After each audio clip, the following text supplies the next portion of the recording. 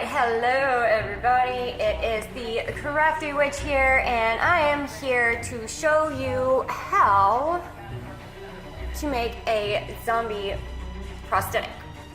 If you haven't yet gotten to watch my zombie wound, or well, zombie bite paint tutorial, you can do that. I will leave a link below in the description box or in the down box, and I will also put it in the outro of this video. So let's begin. Okay, as you can see, I am kneading my clay right now, and this clay is just like regular clay, and what I like about it though is that I can bake it and then I can reuse it and reuse it and reuse it however many times I want to, which is something that I haven't been doing here lately.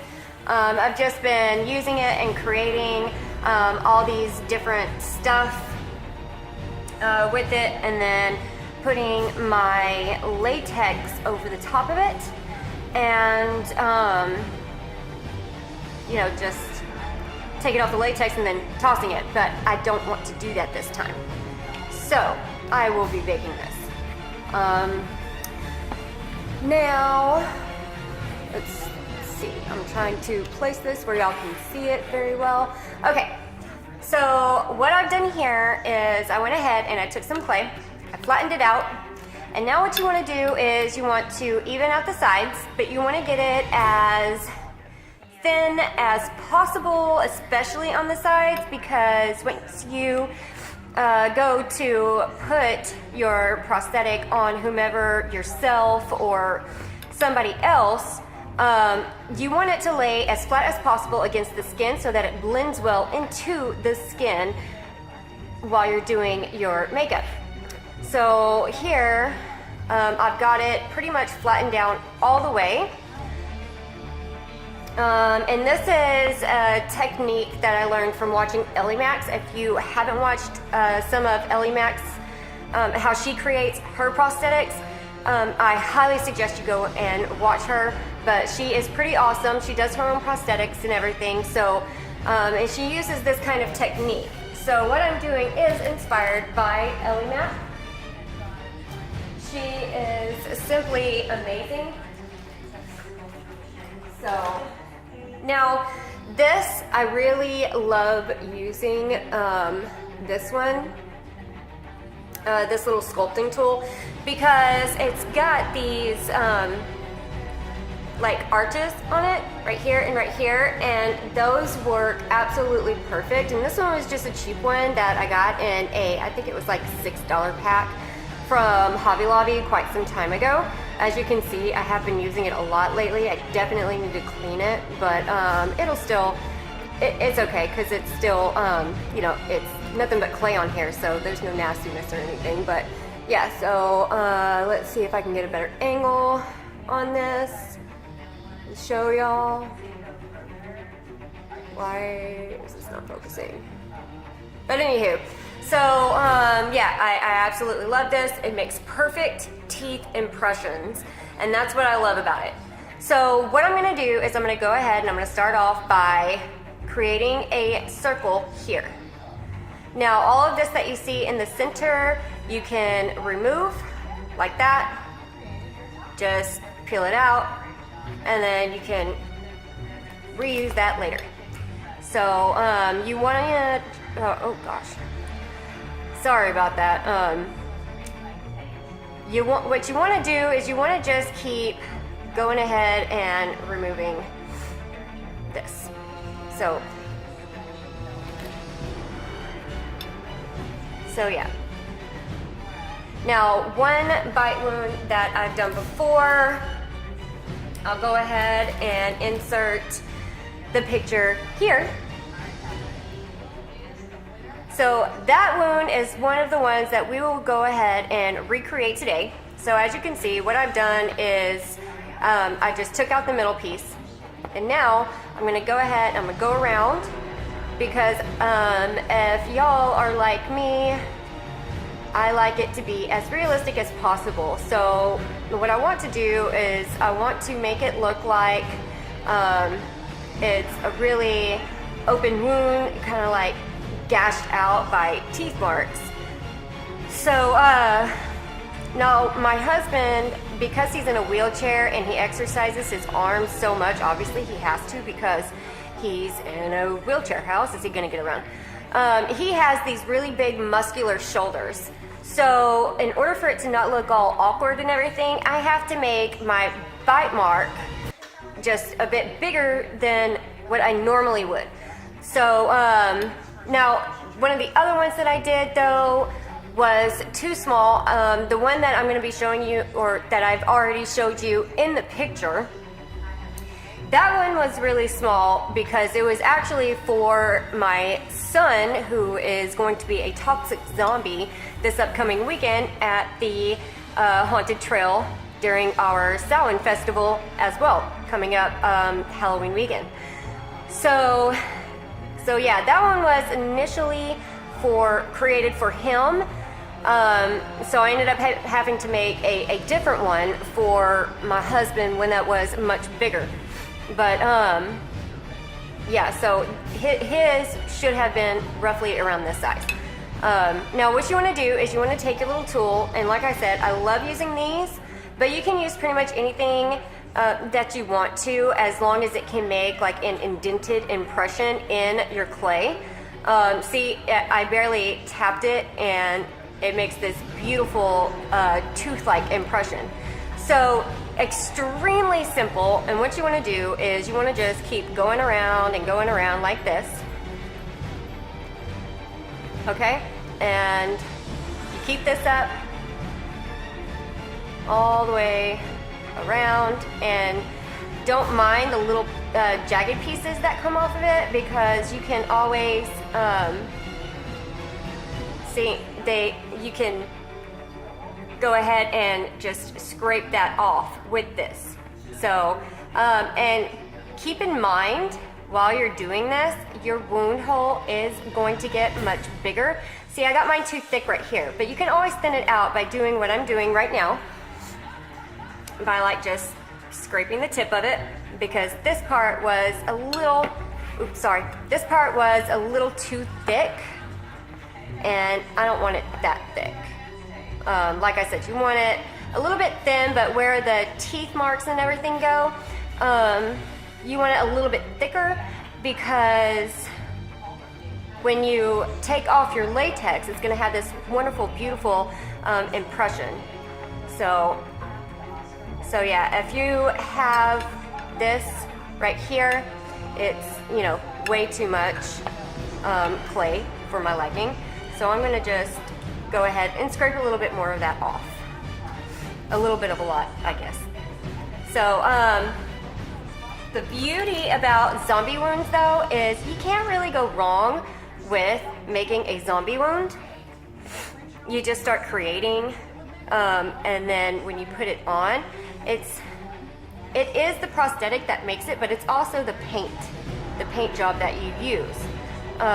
What kind of paint you use, all of that. I normally use the Wolf brand paint for my prosthetics, because they have the Monster palette. A lot of people really like using alcohol-based paint because it stays better longer and it doesn't wash away. But I don't have like $80 to spend on an alcohol palette at the moment, so I'm just using my wonderful Wolf paint in Monster to do all of mine. So yeah. So pretty much that's all you do. You just create an impression just like that, and you can go around with your clay tool or whatever else it is that you're using, and you can make it as detailed as you would like. I actually am not going to go into too much detail this time because, you know, like I said, it's all about the paint job that you do. So I'm going to make this even better once I paint it. So for right now though, I'm gonna go ahead and I'm gonna bake this because I want to actually keep it this time. So it'll make it easier, plus I have the Haunted Trail coming up, and I want to be able to make as many prosthetics, especially zombie bite prosthetics, as possible for that. Now this one is the most simplest that you can make. It is the easiest, and you know, it doesn't take a whole lot of effort. This is definitely you know, amateur style bite, but you can actually build off of this and you know, make it as detailed as you'd like. So, but yeah, that's the beauty of zombie bites, is that you don't have to actually worry about getting everything perfect, because obviously zombies are not perfect. So I'm gonna go ahead and I'm gonna start baking this, and I'll see you again as soon as it is finished.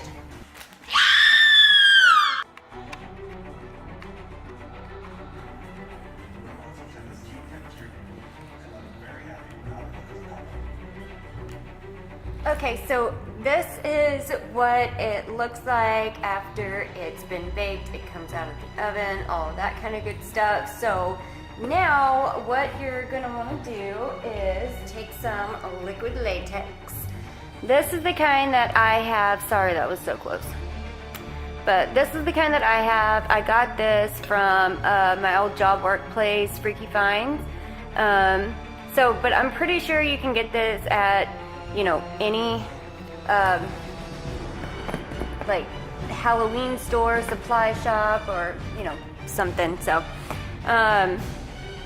yeah, so here it is. Now my favorite that I love to use though is Cinema Secrets, but this works just as good for when you don't have something a little bit more professional. You can use any latex, or like if you're on a budget, then that's totally cool. You can get something like this. So what you're gonna wanna do is, if you do decide to use this kind of clay that you can bake, go ahead and do that. What I did was I baked mine at 275 for around 12 minutes or so. And so now what you wanna do is you wanna go ahead and just pour some liquid latex all over, just like that. And then take it and swish your latex around. Now I like to use these kind of plates, these square plates. And the reason that I love to use these is because it's got these indentings here. So when I'm finished doing one layer of latex, I can just easily take this. Wipe my finger off real quick. I can easily just take this plate, and I can just take one of these sides and pour it in, just like that. So that way you don't have to waste a whole bunch of latex, and you can just keep reusing over and over and over. So once this layer dries, I'm gonna add another layer. And what I typically do is I add probably about 7 layers or so. You know, that way it's thick enough to where I can,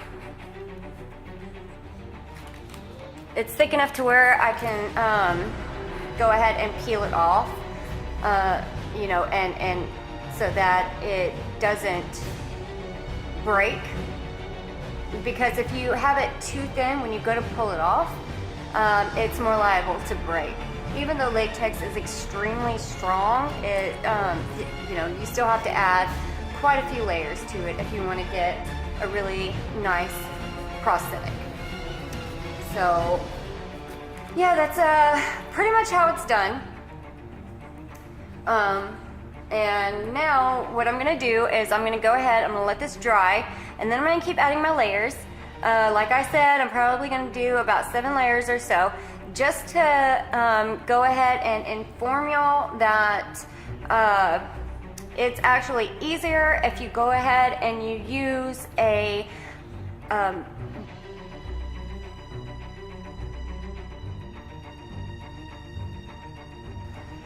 Once your latex is in place, what you're going to want to do is wait for it to dry, and once it's dry, you're going to want to take some flour or some baby powder or, you know, some other kind of powder, and I'm using flour, and you're going to sprinkle that all on top. And I don't use a brush to do this, I just do it with my fingers, but you can definitely use a brush if you want. So you can do this all around, and this helps it to not stick onto itself once you go to peel it off. So once you have all of your powder and everything placed down, find an edge. Let's see if I can find one. Okay, so find an edge like this and go ahead and start peeling it. And I usually peel around the outer part first and then work my way in. But I also put powder on my fingers and do the inside as well, so that in case it bounces back on itself, you don't have to worry about it folding in and getting messed up or anything.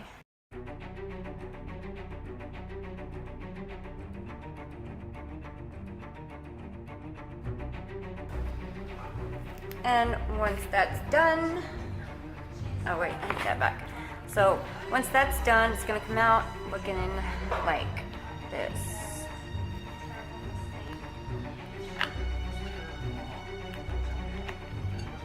And then once I get finished clearing these out, it'll have the impression of the clay that I baked and messed up on it.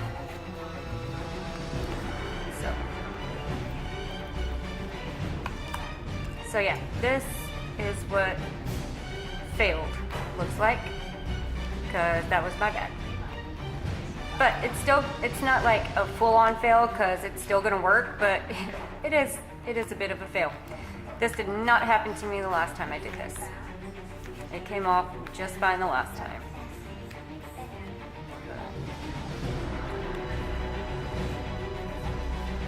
But it's still good. And I can still use it. And when you're cutting it out, make sure that you stay along the outer edge where you thinned out your pieces. Okay, these scissors fucking suck. But anyway, make sure you stay on the outer pieces or outer part of where the clay was thinned. And you can actually see where the clay was thinned, like right here. It'll have like an indentation, or it should, where the rest of it got, surrounded. And don't throw all of your latex away. The latex that you have left over can be used for other gory projects. Like it can be used as additional zombie flesh to hang out, like I did during my zombie bite wound tutorial. Or you can use it as, something else, like another wound, or just anything else really. And because it is latex rubber, it doesn't go bad like gelatin, so you don't have to worry about it, getting nasty on you. So yeah, save that. And once you're finished cutting it out, make sure that you round off the edges, because you don't want something like this to be left on it, because when you attach it to the skin, it's just gonna look really terrible. So, but yeah, once you're finished, you can go ahead and apply it to the person that you made the bite prosthetic for. And then once it is finally applied to your person that, is wanting it, or yourself, then you can go ahead and start painting it. If you want to see how I painted my zombie bite wound, I do have a video. I know I mentioned that before when I just started out, but you can go watch it and see how I paint my zombie bites, and there are various ways that you can paint them. That's just the video that I made is just one way that I painted the ones for my husband. So yeah, if you would like to, just hop on over there and give it a watch. If you do decide to go ahead and hop over to my my zombie bite wound tutorial that I did, it's for like what I did to paint my husband's zombie bite wound, the application, all that kind of good stuff. If you do feel like heading over there, go ahead and go watch it, check it out. It's actually pretty cool. You know, and it shows just like everything. So if you like this video, go ahead, thumbs up, subscribe. I really need those thumbs up, because if I don't get those thumbs up, then I can't make any more videos, and I really enjoy making videos, so help me out here, okay? So thumbs up, subscribe, and I will be creating another video soon. Bye.